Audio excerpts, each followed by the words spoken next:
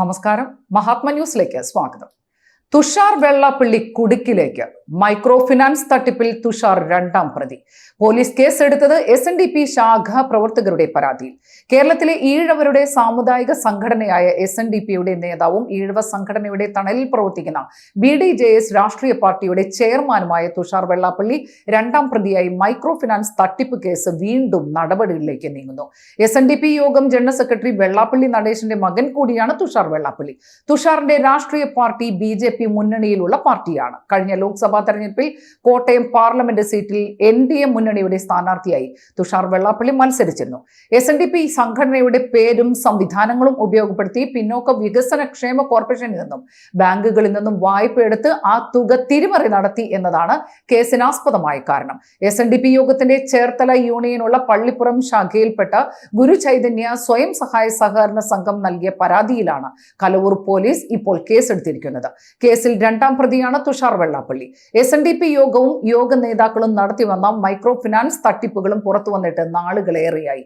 ഈ തർക്കത്തിന്റെയും കേസുകളുടെയും ഇടയിലാണ് ചേർത്തലയിൽ ശാഖായോഗം പ്രവർത്തകനായിരുന്ന KK മഹേശ്വരൻ ആത്മഹത്യ ചെയ്ത സംഭവം ഉണ്ടായത്. മഹേഷിനെ കരുവാക്കി വെള്ളാപ്പള്ളി നടേശനും മകനും വലിയ സാമ്പത്തിക തട്ടിപ്പ് നടത്തിയെന്നും ഈ തുക തിരിച്ചടവ് നടത്തുവാൻ കഴിയാതെ വന്നപ്പോൾ വായ്പ അനുവദിച്ച ബാങ്കുകളും പിന്നോക്ക ക്ഷേമ കോർപ്പറേഷനും നടപടികളിലേക്ക് നീങ്ങിയത് മഹേഷിനെ മാനസികമായി തകർത്തു എന്നും അതാണ് ആത്മഹത്യ ചെയ്യാൻ കാരണമെന്നും മഹേഷിന്റെ കുടുംബക്കാർ അന്ന് പരാതി പറഞ്ഞിരുന്നതാണ്.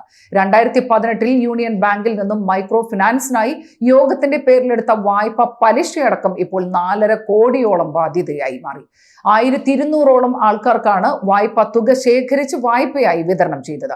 ഈ വായ്പ എടുത്ത SNDP ശാഖാ യോഗങ്ങളിലെ ആൾക്കാരെല്ലാം വായ്പാ തുക യോഗം ഓഫീസിൽ കൃത്യമായി അടയ്ക്കുകയും അതിന് രശീത് നൽകുകയും ചെയ്തിരുന്നതാണ്. എന്നാൽ വായ്പ എടുത്ത സമുദായ അംഗങ്ങൾ യോഗം ഓഫീസിൽ കൈമാറിയ തുക നേതാക്കൾ ബാങ്കിൽ അടയ്ക്കാതെ തട്ടിപ്പ് നടത്തി എന്നതാണ് പുറത്തു വന്ന സംഭവം.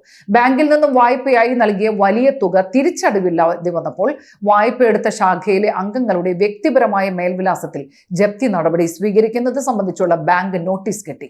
അപ്പോഴാണ് യോഗം നേതാക്കൾ വമ്പൻ തട്ടിപ്പ് നടത്തിയ കാര്യങ്ങൾ അറിയുന്നത്. SNDP ശാഖാ യോഗങ്ങളുടെ കീഴിൽ സ്വയം സഹായ സഹകരണ സംഘങ്ങൾ രൂപീകരിച്ച ഈ സംഘങ്ങളുടെ പേരിലാണ് വെള്ളാപ്പള്ളി നടേശനും മകൻ തുഷാർ വെള്ളാപ്പള്ളിയും ചേർന്ന് വലിയ തുക ബാങ്ക് വായ്പയെടുത്തത്. വായ്പ സ്വയം സഹായ സംഘങ്ങളിലെ അംഗങ്ങൾക്ക് കൈമാറുകയും ചെയ്തു. ആ തുക യോഗം ഓഫീസുകളിൽ തിരിച്ചടക്കുകയും യോഗം ശാഖകളിൽ ലഭിക്കുന്ന തുക കേന്ദ്ര ഓഫീസിൽ എത്തിക്കുകയും ചെയ്യുന്ന സംവിധാനമാണ് അന്ന് നടപ്പിലാക്കിയത്. യോഗത്തിന്റെ കേന്ദ്ര ഓഫീസിൽ വന്ന കോടിക്കണക്കിന് രൂപ ബാങ്കിന് തിരിച്ചു നൽകാതെ തുഷാർ വെള്ളാപ്പള്ളി അടക്കമുള്ളവർ അടിച്ചു മാറ്റി എന്നതാണ് ഇപ്പോൾ നിലവിലുള്ള കേസിന് അടിസ്ഥാനം. മൈക്രോ ഫിനാൻസ് തട്ടിപ്പ് നടന്നു കഴിഞ്ഞപ്പോൾ CPM നേതാവായിരുന്ന VS അച്യുതാനന്ദൻ ഇത് അന്വേഷിക്കണം എന്നാവശ്യപ്പെട്ടുകൊണ്ട് വിജിലൻസിനെ സമീപിച്ചിരുന്നു. ഇപ്പോൾ നിരവധി സ്വയം സഹായ സംഘങ്ങളിലെ ഭാരവാഹികൾ പരാതികളുമായി പല പോലീസ് സ്റ്റേഷനുകളിലും എത്തിക്കൊണ്ടിരിക്കുകയാണ്.